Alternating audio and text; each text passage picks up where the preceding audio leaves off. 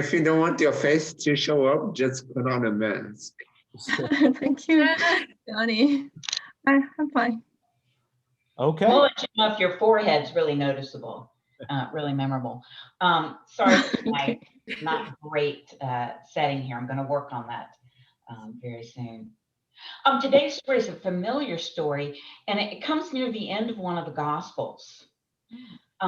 In that story, Jesus is on his way to Jerusalem. He knows he is on his way to Jerusalem for that final Passover.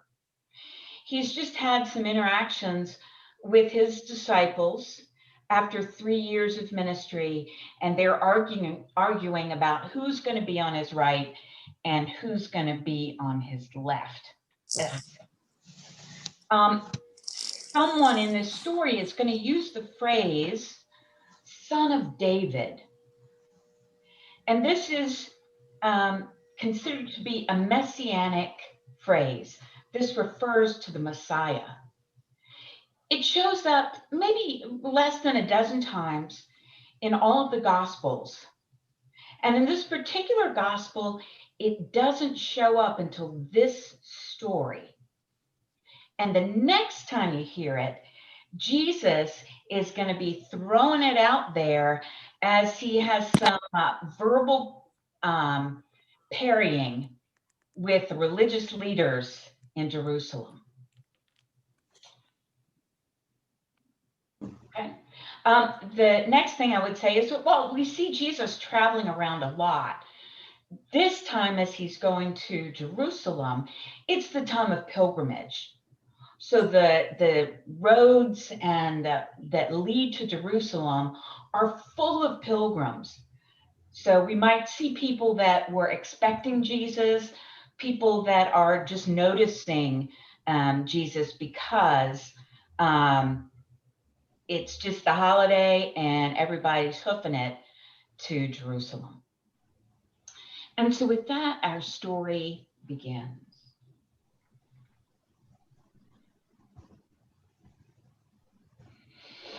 Then Jesus and his disciples came to Jericho.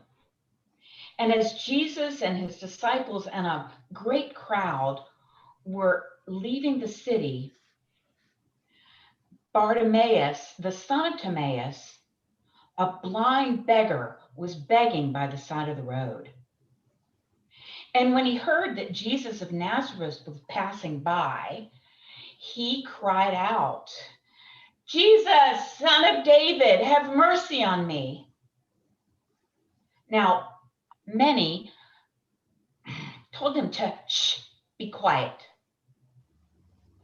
But Bartimaeus just continued to cry, "Jesus, son of David, have mercy on me." Then Jesus stopped and commanded that the man be called. Then the people said to Bartimaeus, "Cheer up, get up, he's calling for you." And Bartimaeus took his cloak and threw it off, got up, and went to Jesus. Jesus answered him, "What do you want me to do for you?" And the man said,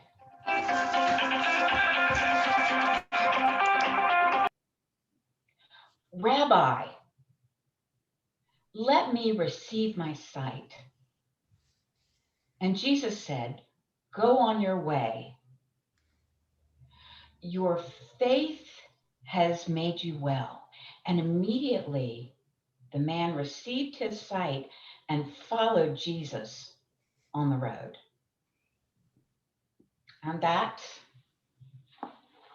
is our story from the Word of God. Excellent, Diane. Excellent. Very good storyteller. Thank you. Thank you. Now, could I get a volunteer to tell as much of the story as you remember? And I'll get you started.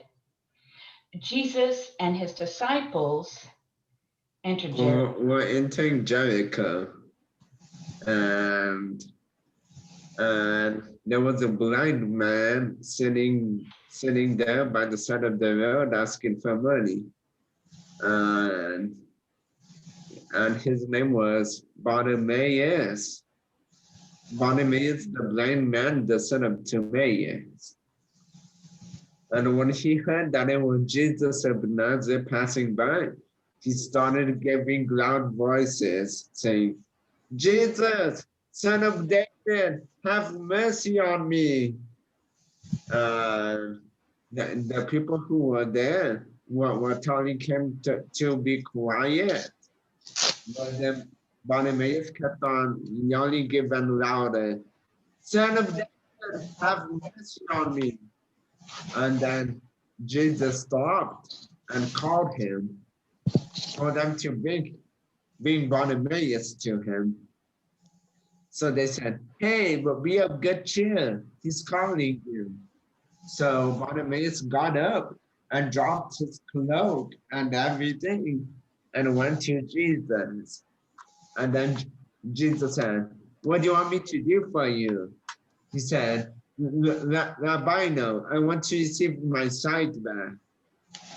And then he said, go, your faith has made you well. Wow. Great job, Johnny. I think you were there. Were you there? It sounds like you were there and you saw it all.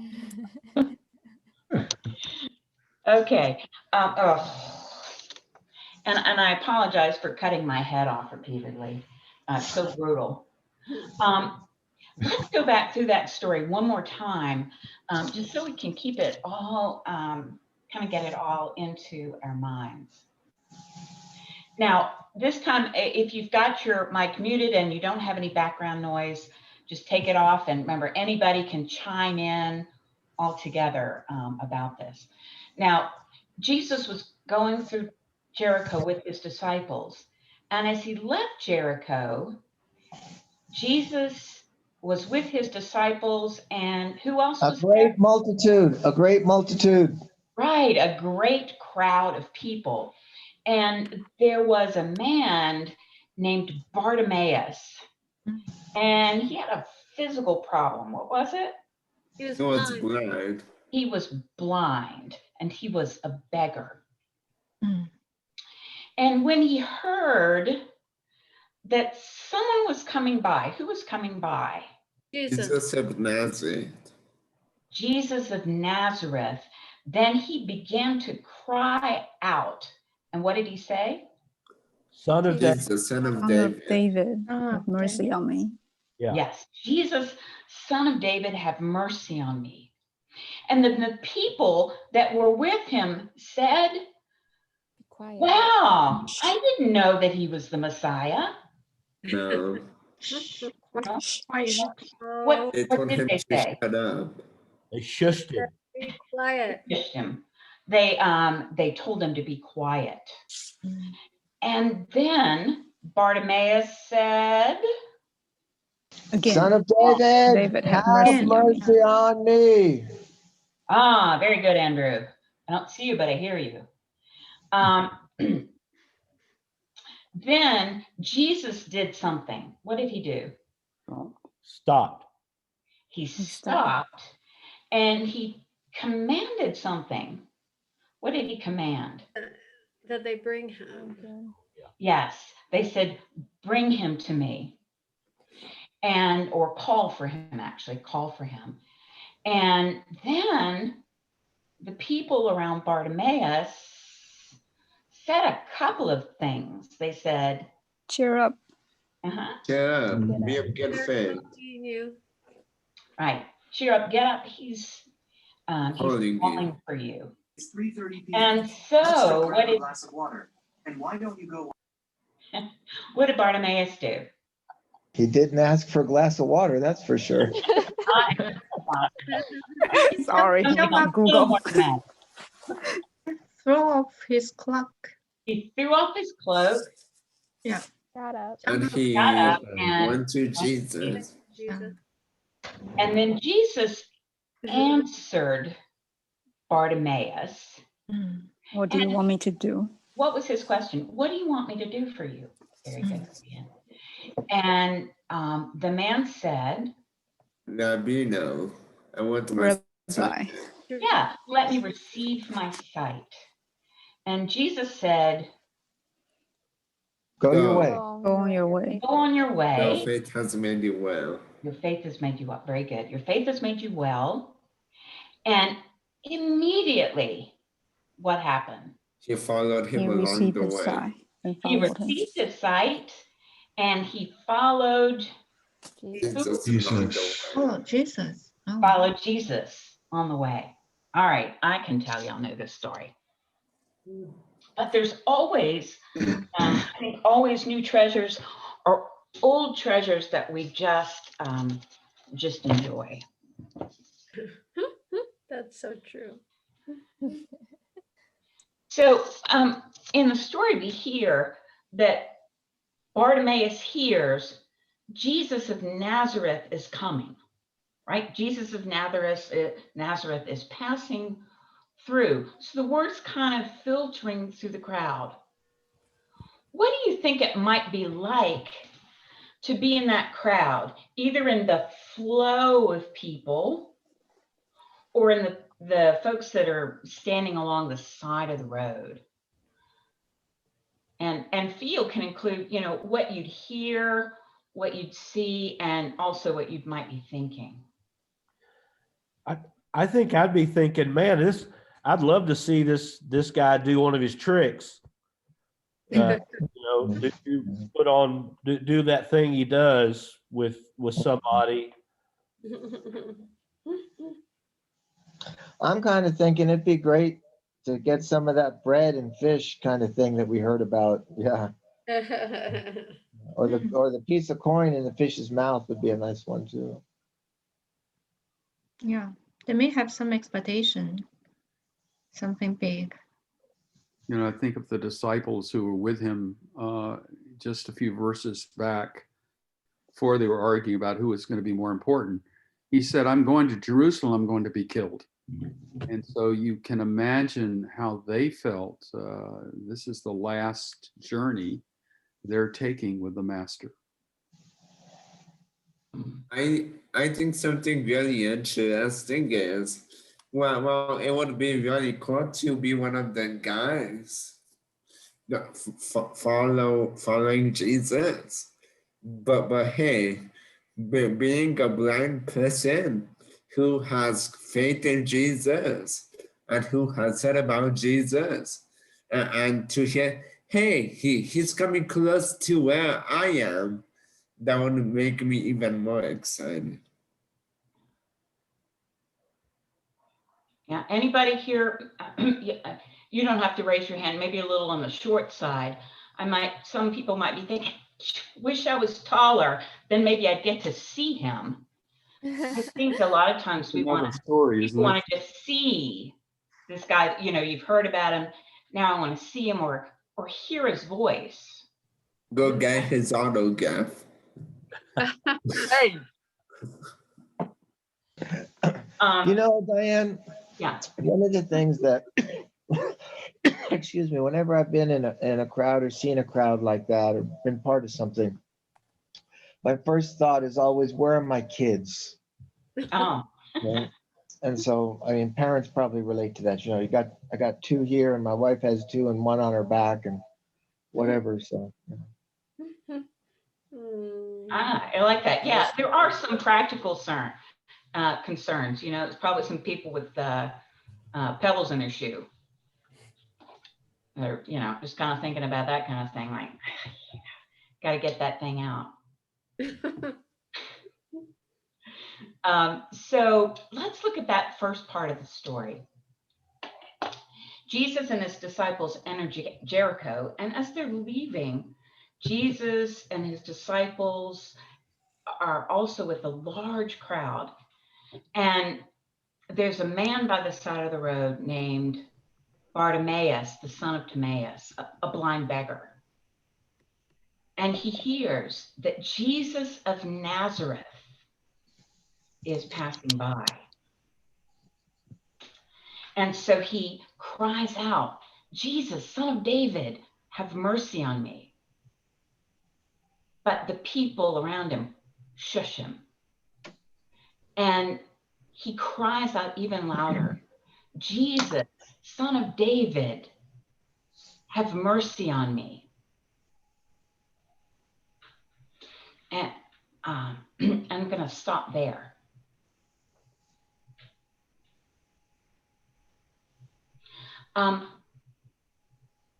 What do you think we might learn about this man, Bartimaeus, that he hears that Jesus of Nazareth is coming by, but he calls him Jesus, Son of David?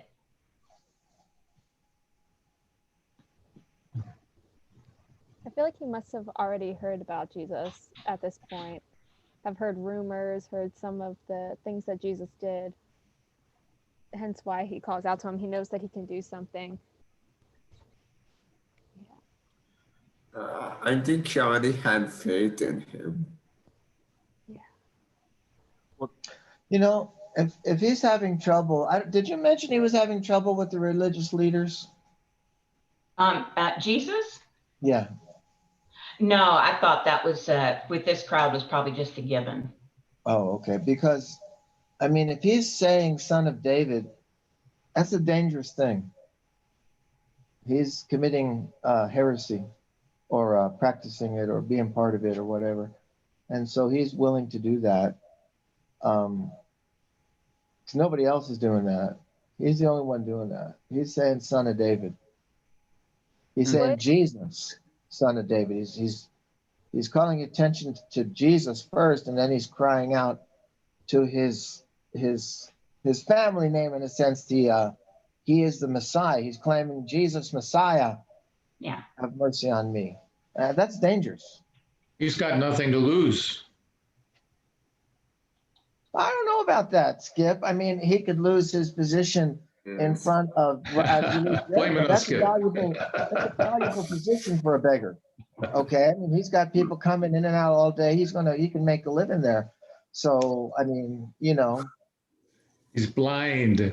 Let's hear what Skip has. Yes. Why do you say he has nothing to lose? Well, I didn't say that. I think it was somebody else. But one of the point I'm thinking of with the title "Son of David" being a messianic prophecy, even if he thought back of the stories sitting there by the road talking to other people about this Jesus of Nazareth, that he may be Messiah. If you go back to Isaiah and Jeremiah and Ezekiel, it talks about the time where blind people will see, and think of the expectation he may have had just at the fact, oh, this is the one that they talked about in the Old Testament, that here lame man will walk, blind men will see. I've got to get to this guy. So I think that he is, and it's interesting that Jesus earlier in his healings would say, no, be quiet. Don't tell them I'm not ready for this. But at this point, he said, this is it. He does not say, no, wait, don't say Son of David. He acknowledges it, who he is. And I think that's maybe what stopped him. Although the appeal of Bartimaeus was surely enough, but it's very interesting. Let's hold on to that. We'll get to that in a minute. Yeah, Butch? Well, I was going to say, it makes me think, so he's heard these things about Jesus, that Jesus has done this stuff, but somewhere he had to have been trained in or taught in what the Son of David was, what he would do. So somewhere he had to learn those things. I mean, he could sit and listen, as he's begging, he could listen and hear about stuff that Jesus was doing. But to put two and two together, wow, Jesus is doing this stuff. Hey, that sounds a lot like the description of the Son of Man that somebody told me about. I find that interesting that somewhere he had to get somebody invested in him spiritually. Mm-hmm. Mhm. Yeah, he's lining those two things up. Here's what this guy's doing, and here's the Messiah profile, and they look like they're kind of lining up. What do you think it might be? Might be the impact on these people who hear someone saying, "Jesus, Son of David, have mercy on me," and then to find out that the person making this bold declaration is a blind guy. Well, he's blind, but he's also pretty intelligent because he knew the scriptures since maybe he was a child. But maybe Timaeus Senior told him. Maybe. Do we see in the story where he got his knowledge from? Well, he called him the son of David, and probably nobody knew that he was the son of David because that was prophesied many years back. So he must have read the scripture. So for sure he's had some kind of exposure. I mean, he's living in a Jewish town. Well, you know, Diane, I find it really interesting about this story that it just always throws me. He's Bartimaeus, son of Timaeus, and Bartimaeus means son of Timaeus. We see that in other stories. Bar means son of. So it's son of Timaeus, which stressing the father there to me, it just seems to stand out. Mm-hmm. I don't think we can say the one that did the training, but there does seem to be something special that the story is stressing about the father. Yeah. I wonder if being blind was a generational curse, because it said Bartimaeus, the blind man, son of Timaeus. So that makes me think that he was blind, but probably his dad was also blind. Ah. Now. Well, I also, when I mentioned that my name is Chris, and in the desperation that he was experiencing, at the same time we see in him someone who's blind and yet has amazing spiritual insight. Yes. And so a lot of time to think, a lot of time to hear, and he comes to that point, whether it's the Lord God, whatever that enlightens him, there's a certain amount of some revelation there in how he is experiencing. I think it speaks about his spiritual condition, and that he's a man who is seeking the Lord. And he's been enlightened in this. Nothing's going to hold him back. Jesus is his hope. Diane, you asked about the impact on the people, and I'm thinking that as soon as Bartimaeus mentions son of David, they want to shut him up in case there's a Pharisee close by. They don't want to be accused of participating in this heresy of this man claiming to be the Messiah, or not denying that he's the Messiah at least. And I like what Butch said, that the father, Timaeus, the Timaeus family, obviously had a big impact on Bartimaeus's life, because he mentions Jesus's name, and then he mentions Jesus's family as well. And so if the story says the blind man, the son of Timaeus, and he's crying out, son of David, there's a real strong family influence here. He's trying to attract Jesus's attention to the family line, saying, I know who you are. I know your family, basically is what he's saying. I think, I don't know. Now, I was wondering. Andrew made this assertion that the crowds are shutting him up because they're afraid of the religious leaders getting involved. Could there be any, other thing going on there maybe? I Yeah. have a suggestion that, when Jesus walked along the way, he would often disciple all along the way. And they're in some discussion and they're walking. Could it be that they're jealous of anything that would cause him to be delayed or interrupting the teaching that Jesus is doing along the road to his disciples? So they shut him up because they don't, and disciples realize that this is the last journey they'll have with him, and they don't want anything to interrupt these moments. Now, Skip, the disciples have been told that this is the last trip. Is that something that they seem to realize? I'm speculating. I think they must. I'm trying to picture myself on that busy road of cacophony and noise and sound and people and wondering what's all going on at the same time other than just the begging blind beggar. I'm thinking there's got to be something else going on, and knowing Jesus always taught along the way when he traveled, I'm thinking what he's not going to say, well, let's see some more sights along between here and Jerusalem. I think he was teaching up to the very last moment. This is his last miracle in the Gospel of Mark. And so this is the conclusion. And so I'm sure he's been teaching along the way, and maybe the crowd and the disciples, I don't know who, it says they, so you're not sure if it's they being the crowd or they being some of the disciples in the crowd. You're not sure. But I think they probably were jealous and they didn't want Jesus to be interrupted by this beggar. Cheryl, you had something to say?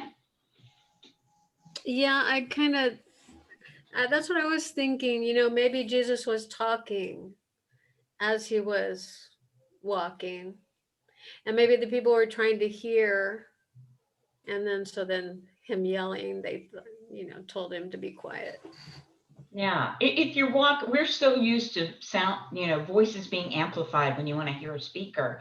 If you're walking along down the road, about how many people do you think could probably hear Jesus at one time? Just asking what y'all think. Diane, there's a multitude of people. If 3 or 4 people could actually hear him in that multitude, it would be a lot. I mean, there's a crowd. There's a big crowd of people. Yeah, Cheryl.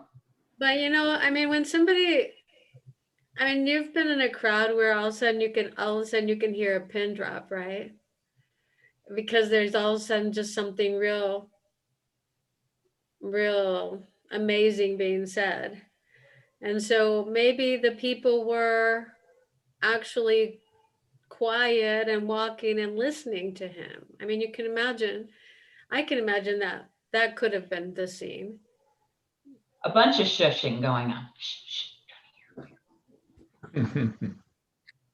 Yeah, and we're kind of speculating some about what it's like to be there. And I think y'all are good at discerning the difference between this is what we know happened and this is what we're just kind of trying on for size. Yes, Johnny. Yes.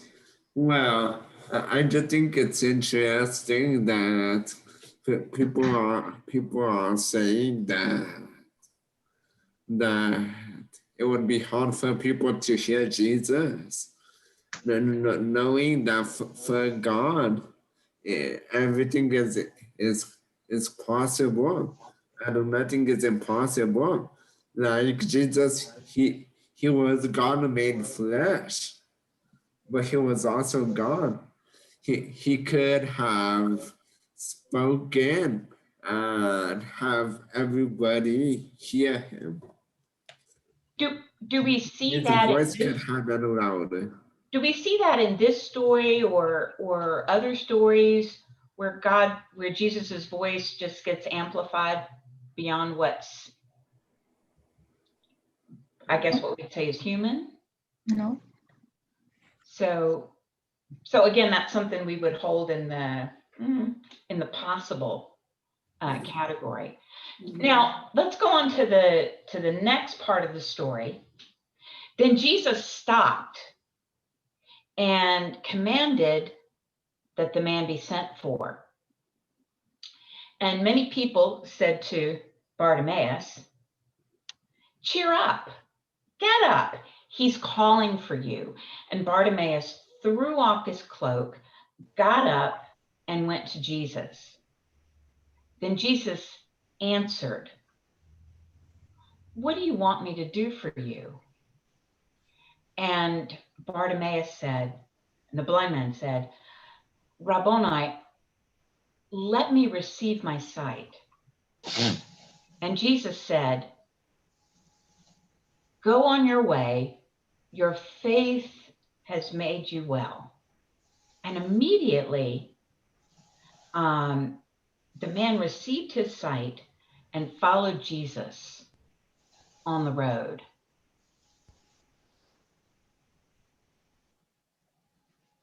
Now, what effect do you think it might have had on Jesus that he hears someone saying, "Jesus, Son of David, have mercy on me"? I feel like he was stirred to compassion, as we often see in many of the other stories. Usually when you call somebody that supposedly has a title, but by the title, it's usually a good way to get them to listen to you. For example, if you want to go talk to a pastor or whatever, if you call them by the title and call them by what they want to be called by, they would usually turn around and make time to listen to you. Yeah. Jason? Yeah, I'm kind of going off what Sarah said with the compassion. What stood out to me in the story was that they told him to cheer up.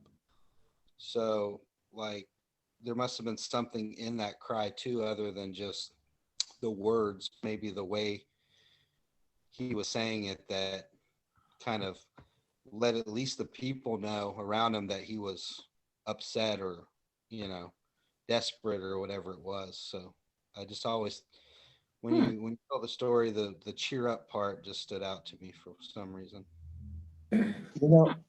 Diane, it made him stop. It made Jesus stop. Yeah. Jesus was going on a mission to be crucified, talking to his disciples about that. And all of a sudden he stops because he heard that. He heard, surprised him. It seems that like when Simon said that, it surprised him. So here's a surprise for Jesus right before he's going to be crucified. Oh, I got somebody I'm going to get to meet again. What do you mean he has someone he's going to get to meet again? Oh, he's going to get to meet him in heaven. He's going to see him. Yeah, Butch?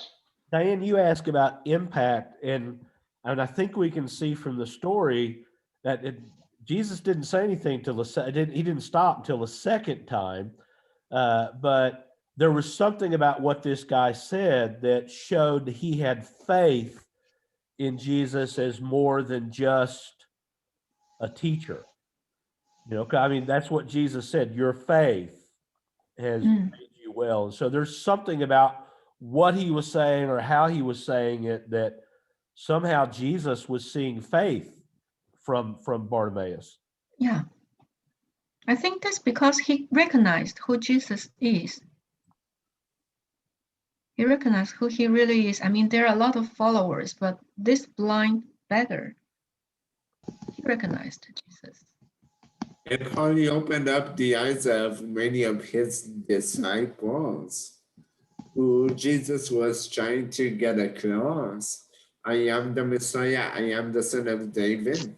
and they probably wanted to believe in him until Bartimaeus, who they probably didn't know began calling him son of David. And it's like, oh, he's probably the son of David then. You put a lot of faith in him, Johnny. I wish I had that kind of faith in the disciples, but I think you got a good point there that this is kind of another thing, kind of nailing it in. Yeah, Cheryl. I think that it is interesting, like Butch said, that he responds the second time.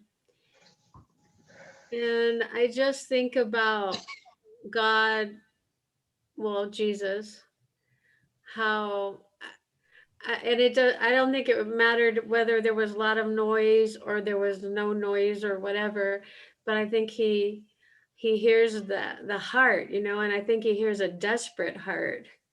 And I think maybe that second cry was just so desperate that it just broke his heart and he had to stop. Well, we're kind of, let's see.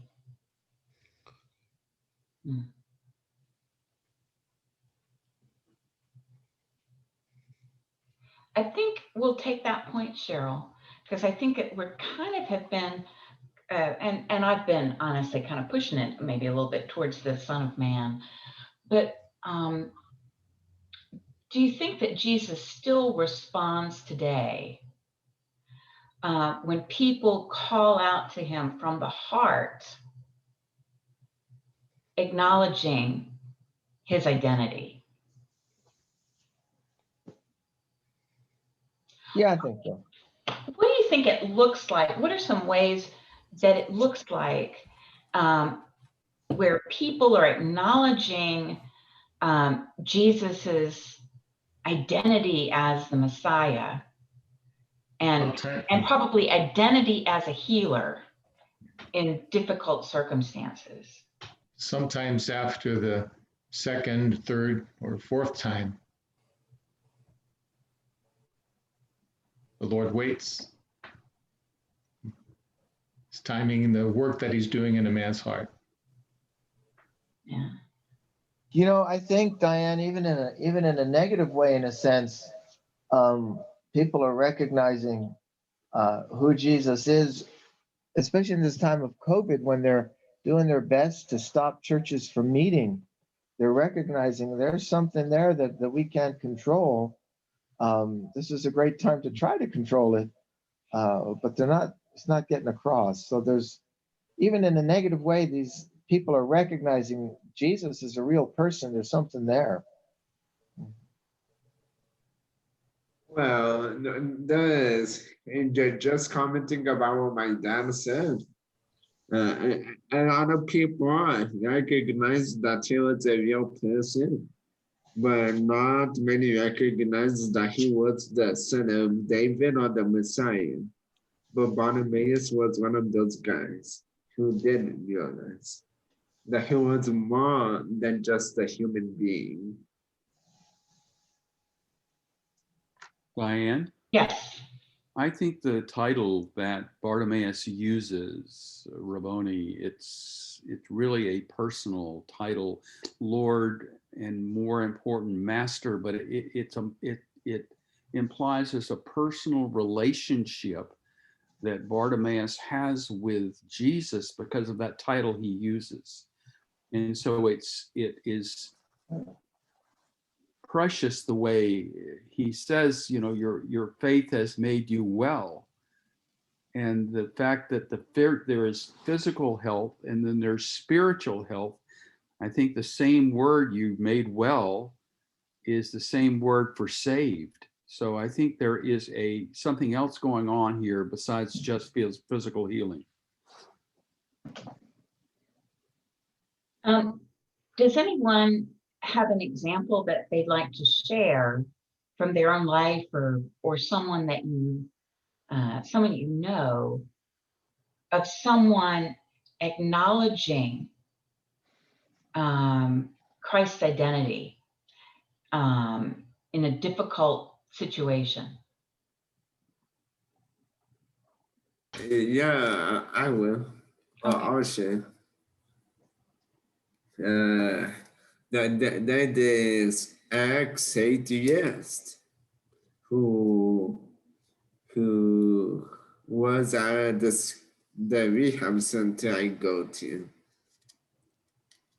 and this brother came down and he was preaching, and then the young guy started maybe thinking, of what I have heard, maybe God really does exist, but I don't know. I still have my doubts, but I'm going to pray about it, and I'm going to fast, to see if he really does exist or not.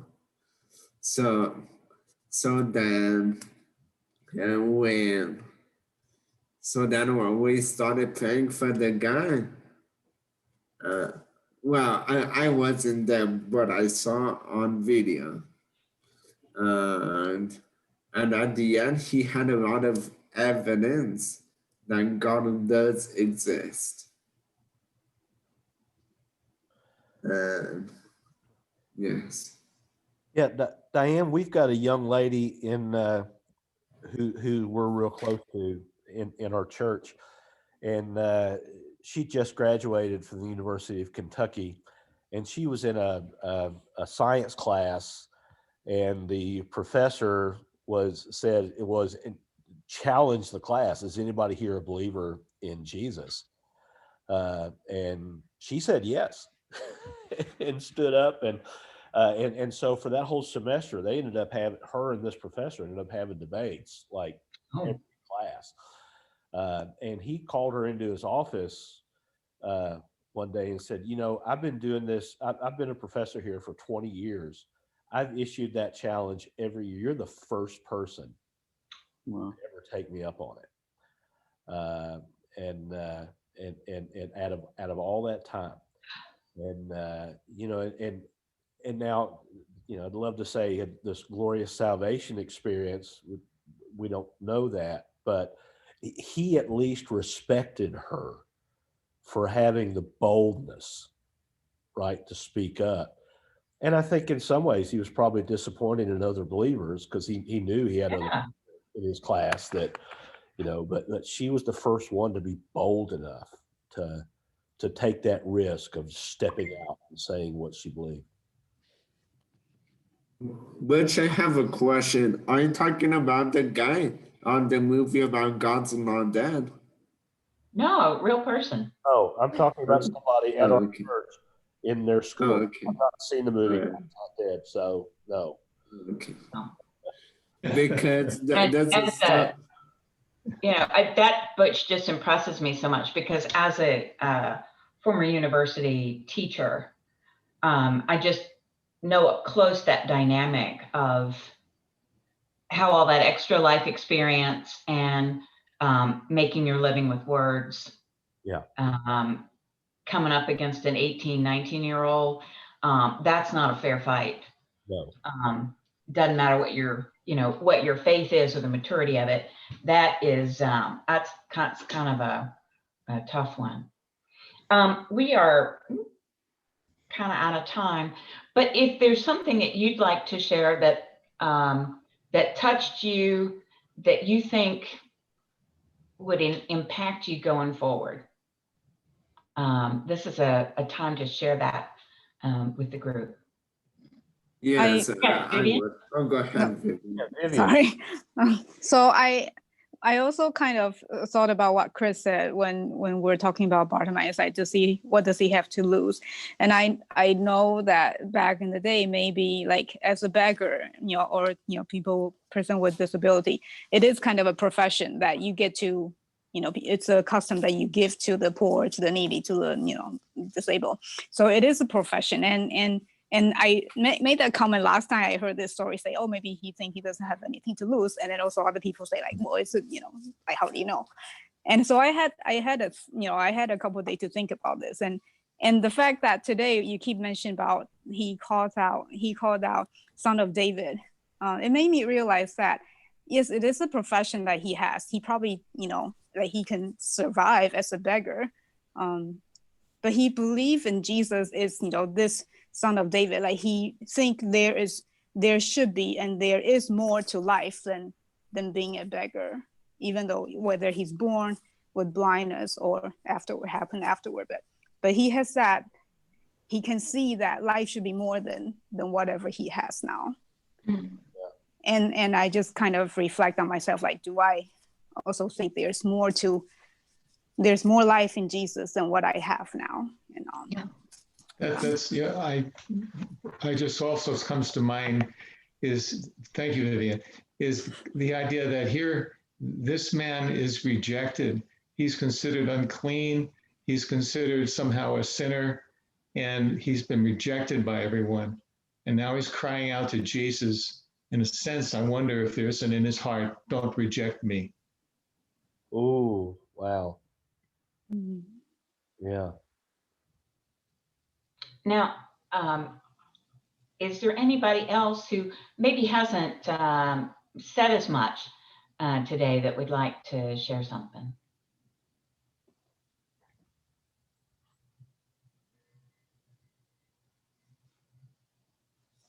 I'd like to share something. Hmm? I think it's kind of interesting to me.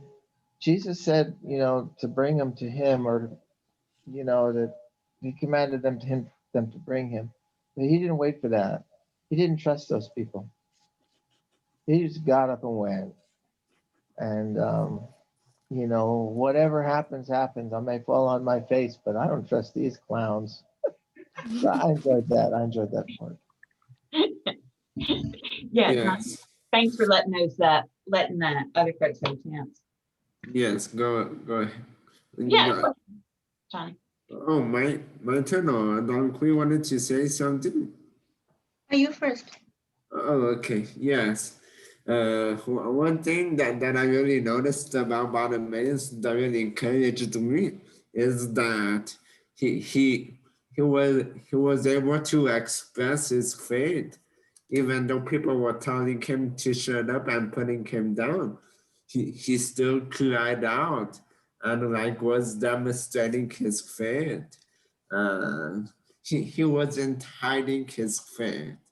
And I know that there are some people who they call closet Christians who don't talk about their faith because they are afraid that everybody is going to put them down or tell them to shut up. But we should be like Bartimaeus and express our faith even though it makes people get upset at you. Thank you. I won't say anything else.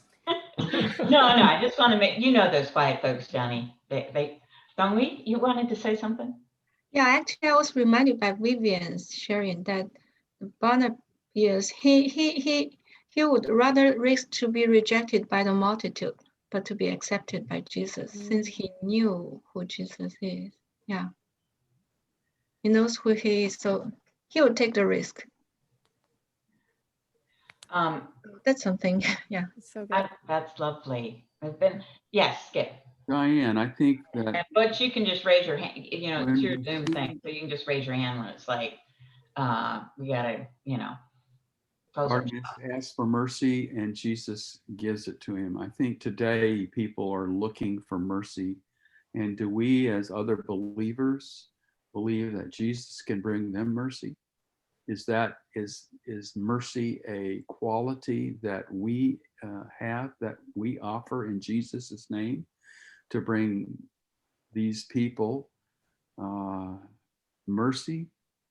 It's a question. A good question. Yeah, and I think, Skip, sometimes people are asking for mercy, but they're using other words, and we don't always see that's what they're doing. Good point. Why don't we? I love having the last word, so I will. The thing that really struck me was that this Jesus, this Bartimaeus calling Jesus the son of David was like a ministry of Bartimaeus to Jesus.